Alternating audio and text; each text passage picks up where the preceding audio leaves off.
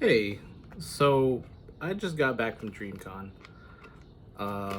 Maybe yesterday?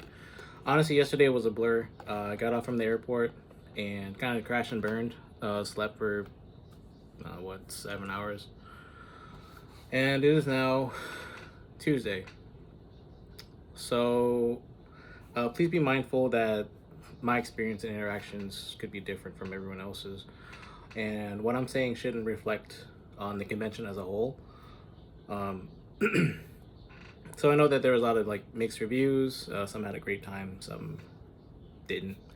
I can agree on both sides. And when it comes to conventions, I'm no stranger. I believe that I've been doing this for maybe a decade. I would say that in my lifetime, I've went to 30 conventions. And with that in mind, conventions never really go as planned. And this also applied to DreamCon, unfortunately.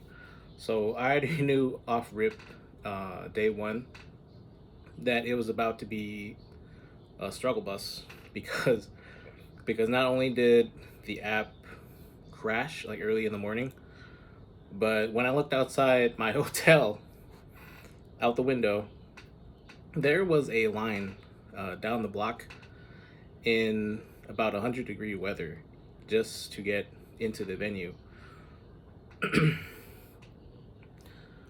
uh, so it even though it was like the first line I had pretty much seen that day, I knew that it wasn't gonna be the last. But aside from that, there was also a lot to like about DreamCon. The the roster was stacked. Uh, the game room was excellent, and the security detail they had before you could even get into the venue was top notch. I definitely felt very secure, like going in and out the building slash like around. Speaking of stacked guests, did you guys hear that Corey was gonna be at the convention? When I heard that he was gonna be at the convention, it was at the opening ceremonies, and immediately my goals kind of like shifted. Like at first, this was like treated as a vacation for me and my wife, but like the convention was, it's just convenient that it was there like at the time we took this trip. So so when I heard that he was there, it was kind of like a mission for me to meet up with an old friend before the end of the event. Day 1 and 3 honestly was a blur. I want to say that a majority of that time was spent lining up to get into events. I want to say like out of 8 events that I had signed up for, uh, I was able to get into maybe three of those. But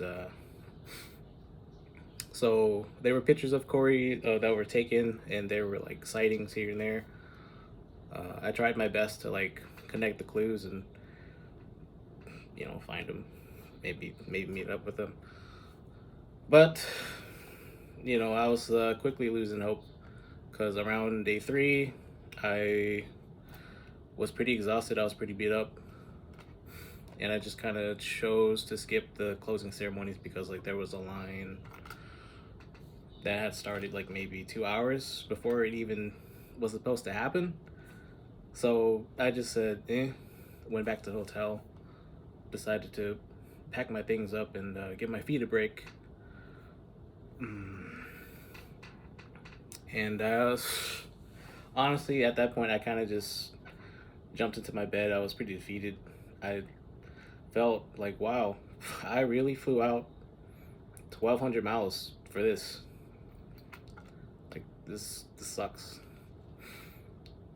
But but when I was laying in bed, it was around like 9 or 10 o'clock.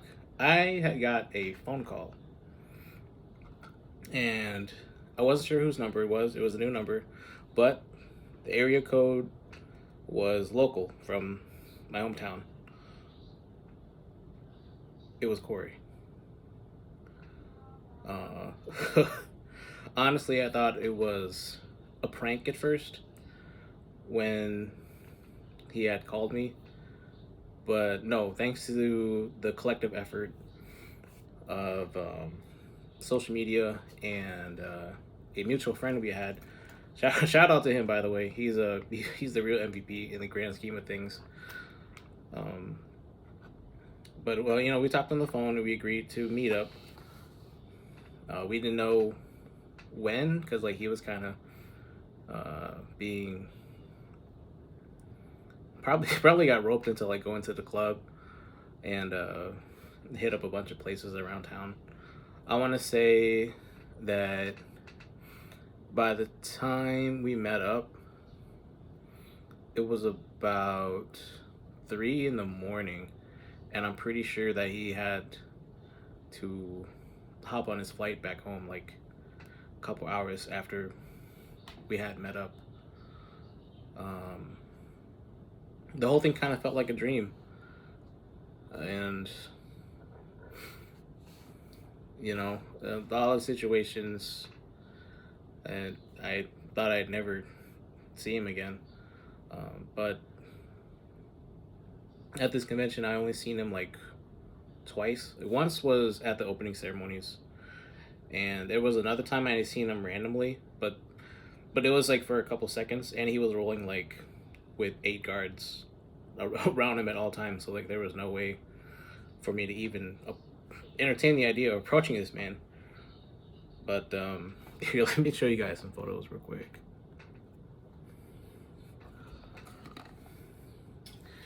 Dude. So that's me and him when we first met up. And yeah, we got hugged. It was sensational. Like the reason why I didn't want to record the meetup or like much of the convention was because like I kind of wanted to live in the moment, and in a way I'm kind of glad I did. I was just there to take it all in instead of like just like on my phone the entire time. So like even though a majority of my time was spent in lines and stuff, there was still a lot to do outside of that. And once I gave up on like trying to get into these big events, that's when I really started to enjoying the convention and the town and what it all had to offer. But anyway, I just want to thank you all for supporting my man's Corey through all these years and continuing to samurai slice the like button, as he says. Peace out.